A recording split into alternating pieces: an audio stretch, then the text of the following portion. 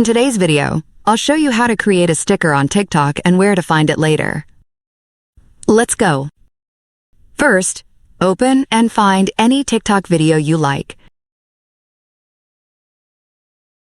Then tap the share arrow on the right side of the screen. At the bottom, swipe left through the options and find Create Sticker. Then tap it. After a few seconds, you'll be able to choose the part of the video you want to turn into a sticker. Tap Crop, choose the format that works best for you, and save it by tapping Save.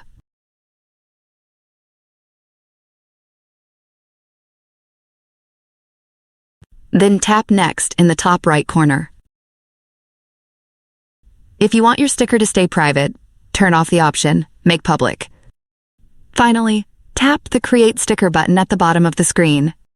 After a few seconds, your sticker will be ready to send to your friends. I'll skip that for now and tap Done. You can also use your sticker later. It's saved on your profile.